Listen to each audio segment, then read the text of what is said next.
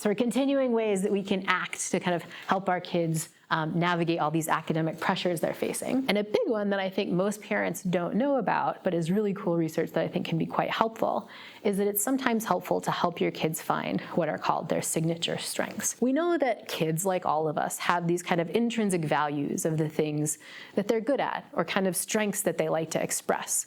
And in fact, researchers have gone through and tried to kind of catalog the different strengths that exist. And in fact, folks like Marty Seligman have argued that there's at least 24 character strengths that exist universally. It's the kind of things that we know cross-culturally are like good to have. Things like hope and the ability to self-regulate, a zest for life, curiosity, a love of learning, right? These are kind of all character strengths that we have. But if you think about your own life personally, like you all as adults, some of these might resonate with you more than others. You might look at this list and be like, gratitude's fine, whatever perspective, but I'm really into social intelligence, or I'm really into bravery, right? The one that kind of pops out for you personally is what folks like Marty Seligman would call your signature strength. When you execute that, you wind up kind of in flow. You kind of feel like you're enjoying something. You feel like you're kind of doing what you're good at, right?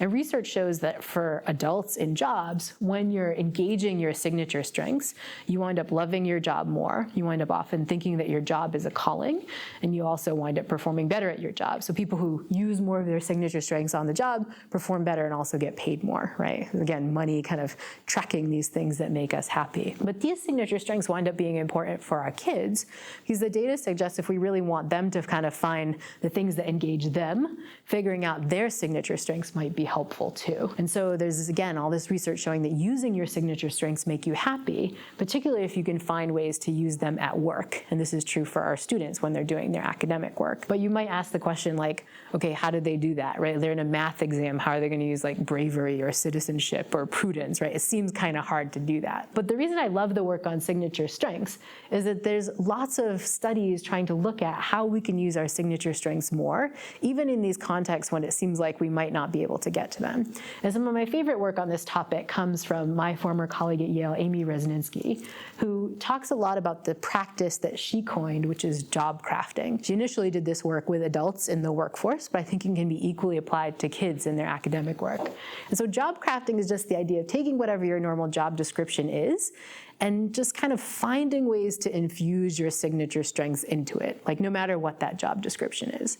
And the reason I like Amy's work is that she studies job crafting not in jobs where you think you'd have a lot of flexibility in what counts as your job description. She actually studies job crafting in hospital janitorial staff workers, right? So these are people who are cleaning the linen in a hospital or cleaning up when people get sick. And she finds, interestingly, that between a quarter and a third of the janitorial staff population that she studies winds up self-reporting that they love their job. They find it calling. They really love it. And she finds that those are the people that are naturally building in their signature strengths. The stories she tells about these folks are amazing. She tells stories, for example, of one janitorial staff worker whose signature strength was some combination of humor and social intelligence. And he worked in a chemotherapy ward. And he said, you know, my job often is when people get sick, because if you've unfortunately had chemotherapy yourself or known someone that did, you know you often get sick and vomit. So a lot of his job was cleaning up vomit. He would say, no, that's, you know, I have to do that. But my real job is to make the people laugh. Like they're having a really crappy day today, and what I'm going to do is make them laugh. And he had his standard shtick for doing it. When people would vomit, he'd come and be like, oh, I'm going to get overtime. Like, this is a big vomit. It's really big. And people would laugh, just like you laugh. He would laugh. He's like, that's my job. That's why I show up in the morning. They're having a really crummy day. I'm going to make them better. Amy tells another story about a janitorial staff worker who worked in a coma ward. So this was a staff worker who couldn't interact with the patients because the patients were like in comas at the time. But her signature strength was creativity, and every day she would move the paintings around and switch the plants. She said, I don't know if it's really helping people get better, but I think they might be. You know, like, I just like executing my creativity, right? That's job crafting. And the key is that if janitorial staff workers can do that, then our students with all the interesting stuff that they get to study all the time can do that incredibly well, right? We just need to encourage them to figure out what their strengths are and kind of to get creative, again, in their own agentive way about the sorts of things they could apply their strengths to in school. And so I encourage you to encourage all your kids to kind of look at what their signature strengths are, maybe print out that list. There are formal tests online. You can do kind of like a BuzzFeed quiz to learn what your strengths are, but get creative and think about that.